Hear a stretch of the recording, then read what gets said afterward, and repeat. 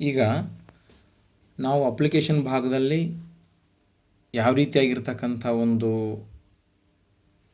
SATS number ಹಾಕಿ ಮಗುವಿನ ಮಾಹಿತಿ ಪಡ್ಕೊಂಡು ಇವೆಂಟ್ಸ್ ವಾರು ಸೆಲೆಕ್ಟ್ ಮಾಡಬೇಕನ್ನೋದನ್ನು ತಿಳ್ಕೊಂಡ್ವಿ. ಅದೇ ರೀತಿ ಮುಖ್ಯವಾಗಿ ನಮ್ಮ ಫಿಸಿಕಲ್ ಎಜುಕೇಷನ್ ಟೀಚರ್ಸ್ದು ಲಾಗಿನ್ ಆಗ್ತಕ್ಕಂಥದ್ದು ಕೂಡ ಇಲ್ಲಿ ಭಾಳ ಮುಖ್ಯ.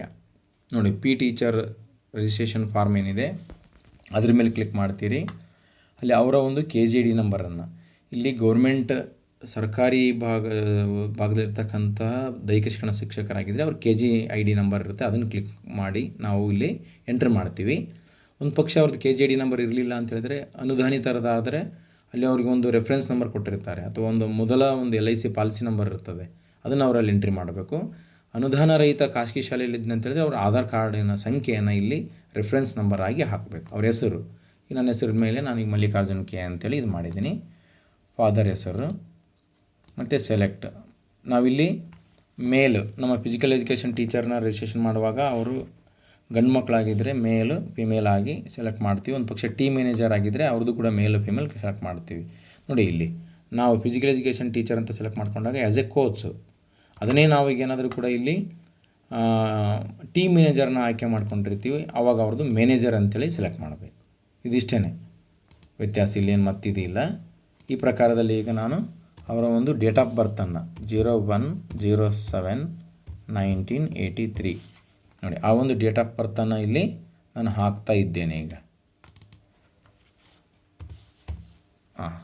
ಈ ಡೇಟ್ ಆಫ್ ಬರ್ತನ್ನು ಎಂಟ್ರಿ ಮಾಡಿದ ಮೇಲೆ ಕಾಂಟ್ಯಾಕ್ಟ್ ನಂಬರ್ ಹಾಕಬೇಕು. ಇಲ್ಲಿ ಬಹುಮುಖ್ಯವಾಗಿ ಅವ್ರದ್ದೊಂದು ಫೋಟೋವನ್ನು ಅಪ್ಲೋಡ್ ಮಾಡಬೇಕು. ಯಾರ್ದು ನಾವು ಇಲ್ಲಿ ಸೆಲೆಕ್ಟ್ ಮಾಡ್ತೀವಿ ಅವ್ರ ಫೋಟೋ, ಈಗ ಸಪೋಸ್ ನಾನು ತೊಗೊಂಡಿದ್ದೀನಿ, ಉದಾಹರಣೆಗಾಗಿ ನನ್ನ ಫೋಟೋವನ್ನು ಇಲ್ಲಿ ನಾನು ಅಪ್ಲೋಡ್ ಮಾಡಿದೆ. ಇದು ಕೂಡ ಫೋಟೋವನ್ನು ಸೆಲೆಕ್ಟ್ ಮಾಡಿಕೊಂಡಾಗ ಈ ಫೋಟೋ ಕೂಡ PNG ಅಥವಾ JPG ಹಂತದಲ್ಲಿ 50 KB ಒಳಗಿರಬೇಕಾಗ್ತದೆ.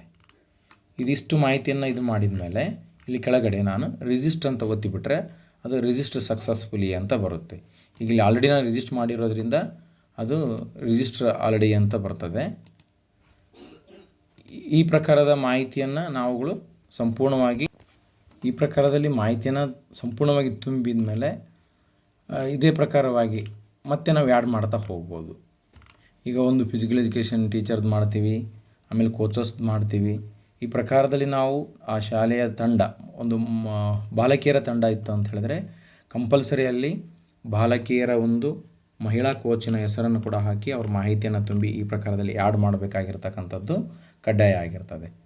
ಇದನ್ನು ಕೂಡ ನಾವುಗಳು ಈ ರೀತಿ ರಿಜಿಸ್ಟರ್ ಕೊಟ್ಟರೆ ಪ್ರತಿಯೊಬ್ಬರದ್ದು ಕೂಡ ಹಿಂಗೆ ರಿಜಿಸ್ಟರ್ ಆಗುತ್ತೆ. ಈ ಮತ್ತೆ ಬ್ಯಾಕ್, ಈ ಪ್ರಕಾರದಲ್ಲಿ ನಾವೇನು ಒಂದು ಮಾಡಿರ್ತೀವಿ ಅದನ್ನು ರಿವ್ಯೂಗೆ ಹೋದಾಗ ಅಲ್ಲಿ ಪ್ರತಿಯೊಬ್ಬ ನೋಡಿ, ಇಲ್ಲಿ ಫಿಸಿಕಲ್ ಎಜುಕೇಷನ್ ಟೀಚರ್ಸ್ ಮಾಹಿತಿ ಒಳಗಡೆ ನಂದು ಏನು ರಿಜಿಸ್ಟರ್ ಆಗಿದೆ ಈ ಪ್ರಕಾರದಲ್ಲಿ ಅದು ಮಾಹಿತಿ ಸೇವ್ ಆಗುತ್ತೆ. ಇದು ಈ ಒಂದು ಭಾಗದಲ್ಲಿ ಫಿಸಿಕಲ್ ಎಜುಕೇಷನ್ ಟೀಚರ್ ಅಥವಾ ಟೀಮ್ ಮ್ಯಾನೇಜರ್ನ ನಾವು ಯಾವ ರೀತಿ ಆ್ಯಡ್ ಮಾಡಬಹುದು ಅಂತಕ್ಕಂಥದ್ದನ್ನು ನಾನು ಈ ವಿಡಿಯೋದಲ್ಲಿ ನಿಮಗೆ ಮಾಹಿತಿಯನ್ನು ಮುಟ್ಟಿಸ್ತಾ ಇದ್ದೇನೆ.